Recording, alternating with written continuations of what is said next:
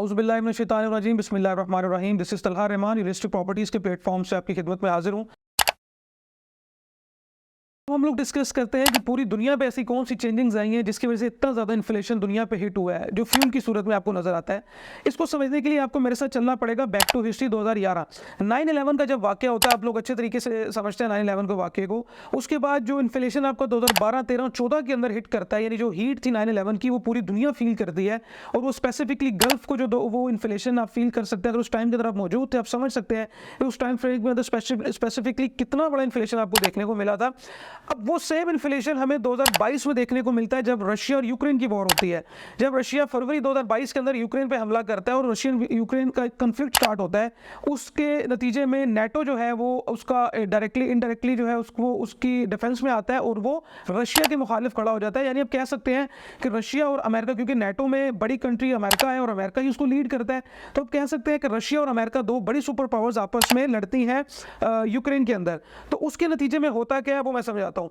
देखिए, रशिया जो है इस वक्त दुनिया का तीसरा बड़ा ऑयल प्रोड्यूसर है। यूरोप जो है वो अपनी 90% की ऑयल एंड गैस की डिमांड रशिया से पूरी करते हैं। अब आप इस चीज को समझें कि यूरोप की मार्केट कोई छोटी मार्केट नहीं है, बहुत बड़ी मार्केट है, क्योंकि नेटो के अंदर यूरोप, आपका नॉर्थ अमेरिका यानी यूएसए, कनाडा, मैक्सिको आ रहे हैं। तो क्योंकि नेटो को लीड जो है वो अमेरिका कर रहा है, तो अमेरिका ने रशिया की जंग की सूरत में यूरोप को एक स्ट्रिक्टली मना किया कि अब आप रशिया से ऑयल नहीं लेंगे, फ्यूल नहीं लेंगे। अब उसके नतीजे में होता क्या है, जब आप यूरोप को रशिया से ऑयल एंड गैस नहीं लेने दे रहे, तो उसकी जो डिमांड है वो कैसे पूरी करेंगे? उसकी डिमांड पूरी होगी अब आपको गल्फ से, यानी सऊदीया, कतर और कुवैत से। सऊदीया, कतर, कुवैत ऑलरेडी पूरी दुनिया में इतनी ज़्यादा उनकी डिमांड है, वो इस खित्ते को ऑलरेडी फ्यूल प्रोवाइड कर रहे हैं। तो उनके ऑलरेडी वो डिमांड ज़्यादा होने की वजह से थोड़ा थोड़ा हमें रेट में फ़र्क नज़र आता है। हर साल रेट का ऑयल का रेट ऊपर जाता है। लेकिन एक इतनी बड़ी डिमांड यूरोप की जब सऊदीया के पास यानी गल्फ के पास आती है, तो उसका डिमांड एंड सप्लाई का फार्मूला उस पर अप्लाई होता है कि आपकी ऑलरेडी डिमांड इतनी ज़्यादा है, सप्लाई कम है। जब यूरोप की डिमांड आपके ऊपर आती है तो उसमें डेफिनेटली आपका रेट जो है वो स्काई रॉकेट होगा। इतना ज़्यादा रेट हो गया है फ्यूल का कि जिसकी वजह से पूरी दुनिया उसकी हीट को फील करेगी, क्योंकि डिमांड एंड सप्लाई है। उसका मैं आपको एक छोटा सा फिगर दे दूं कि दिसंबर 2021 के अंदर जो वर्ल्ड वाइड पर गैलन रेट था पेट्रोल का वो $2 था, और अप्रैल 2022 के अंदर ये $5 पर गैलन पे चला जाता है। ये इतना बड़ा फर्क है कि आप इसको अगर सोचें, ये 150% से ज़्यादा है। तो ये वो ग्लोबल इफेक्ट्स हैं जिसकी वजह से इन्फ्लेशन पूरी दुनिया पे इफेक्ट हुआ है। अच्छा, अब हम लोग डिस्कस करते हैं कि स्पेसिफिकली पाकिस्तान के अंदर उस ग्लोबल वॉर का, उस रशिया अमेरिका की वॉर का क्या असर पड़ता है। सबसे पहले आप इस चीज़ को समझें कि आपके जो पाकिस्तान, आपके पास गूगल मौजूद है, आप उसको गूगल करेंगे पाकिस्तान के अंदर 2017-18 के अंदर फ्यूल का या डीजल का, पेट्रोल डीजल का क्या रेट था। मैं वो ग्राफ्स आपके सामने रखता हूँ, आप खुद भी उसको क्रॉस वेरीफाई कर सकते हैं। मैं 2017 से स्टार्ट कर रहा हूँ। जनवरी 2017 के अंदर पाकिस्तान के अंदर जो पेट्रोल का रेट था वो 66 रुपये था और डीजल 79 रुपीज़ का था। अच्छा, इसमें मैं सिर्फ अभी पेट्रोल को डिस्कस करूँगा, डीजल को मैं, क्योंकि पेट्रोल से ज़्यादा लोग अवेयर है, ज़्यादा लोग पेट्रोल की कीमत को जानते हैं। अच्छा, जनवरी 2018 के अंदर पेट्रोल का रेट हो जाता है 81 रुपये पर लीटर। जनवरी 2019 के अंदर जो रेट है वो 90 रुपये पर लीटर है। जनवरी 2020 के अंदर 116 रुपये पर लीटर है। जनवरी 2021 के अंदर 106 रुपये पर लीटर है। अच्छा, ये वो टाइम स्पेम है 17 से लेके 21 तक का, जिसमें 2017 के अंदर हमारे तेल का, पेट्रोल का रेट है 66 रुपये, और 2021 जनवरी में जो रेट है वो 106 रुपये पर लीटर है। ये आप फर्क देख सकते हैं, कोई ज़्यादा फर्क नहीं है, मेरा ख्याल 30-35% का सिर्फ फर्क है। अब आते हैं हम 2022 पे। जनवरी 2022 के अंदर जो रेट था वो 147 रुपये पर लीटर था तेल का, पेट्रोल का। और जनवरी 2023 यानी फरवरी 2022 के अंदर रशिया यूक्रेन वॉर स्टार्ट होती है। मैंने आपको जनवरी 2022 का रेट बताया, तेल का 147 रुपये था।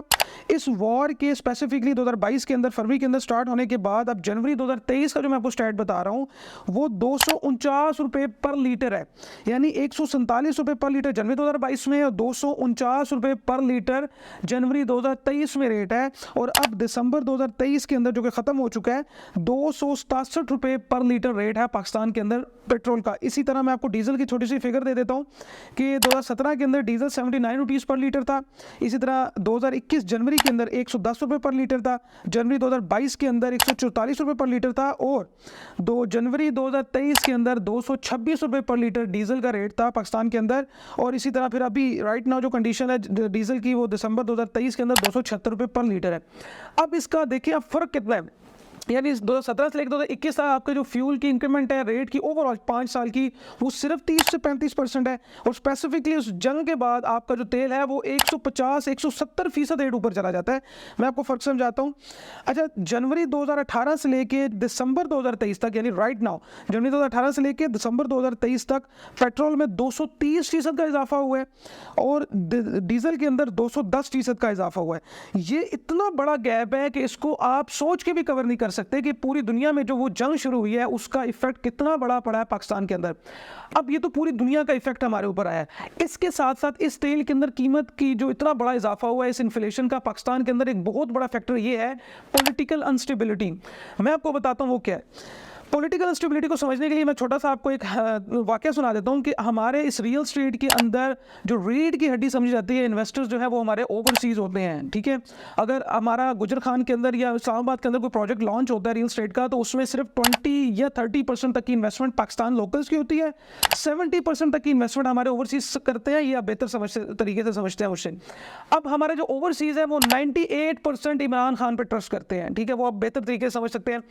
अब जब वो वॉर होती है रशिया यूक्रेन की, मैं आपको वापस वीडियो में लेके जा रहा हूँ, रशिया और यूक्रेन की वॉर के अंदर जब नेटो ने रशिया ने तेल नहीं देना था यूरोप को, और वो तेल उसका क्योंकि ज़ाया हो जाना था, तो नो प्रॉफिट नो लॉस पे, ये मेरी अपनी अजम्पशंस हैं, आप अपनी इस पर इख्तलाफ कर सकते हैं। रशिया ने सोचा होगा यार ये जो मैंने वेस्ट करना है ये मैं इस लोकल मंडी में यानी हमारी एशिया की मंडी में बेच देता हूँ।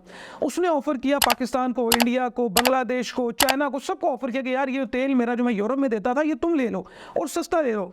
उस सूरत में आपने वो सुना होगा फिगर, बहुत बड़ा फिगर था कि इमरान खान जा रहा है रशिया 30% सस्ता तेल लेने के लिए। उस तेल के चक्कर में, और इमरान खान ने जो कि डायरेक्टली ना कर दिया था अड्डे देने के लिए अमेरिका को, उस सारे चक्कर में इमरान खान को जो कि पीछे से ऑर्डर आ जाते हैं कि उतार दिया जाएगा नो कॉन्फिडेंस रेट के ऊपर, उसको उतार दिया गया। उस सारे चक्कर में इमरान खान जब जाता है तो हमारा जो ओवरसीज इन्वेस्टर है उसका एतमाद पाकिस्तान पे ख़त्म हो जाता है। उस सूरत में ओवरसीज इन्वेस्टर हमारा पेमेंट जो ऑलरेडी इन्वेस्टमेंट जो उसकी पाकिस्तान में लगी हुई थी वो भी वापस उठाने लग जाता है, उसको फ्लैश आउट कर रहा है, प्लस मजीद कोई पैसे इन्वॉल्व नहीं कर रहा। ये एक तो ग्लोबली इफेक्ट हो गया, दूसरा पाकिस्तान का पॉलिटिकल इंस्टेबिलिटी, इमरान खान जाने की वजह से ओवरसीज इन्वेस्टर ने पैसा डालना बंद कर दिया, जो था वो भी निकालना शुरू कर दिया। उसकी वजह से ये पाकिस्तान के ऊपर यानी ऐसे ही जैसे गिरती हुई दीवार को एक धक्का और दो। एक तो पोस्ट कोविड था, पहले कोविड का जिक्र मैंने नहीं किया, पोस्ट कोविड का इन्फ्लेशन था, फिर रशिया यूक्रेन वॉर का इन्फ्लेशन आया, और उसके बाद पाकिस्तान के अंदर स्पेसिफिकली इमरान खान चला गया, तो इतना बड़ा इन्फ्लेशन पाकिस्तान को देखने को मिला जो कि दुनिया ने शायद अगर उसकी 50% हीट उसको इफेक्ट की है तो वो हीट पाकिस्तान को 110% या 150% तक का उसको फर्क पड़ा है।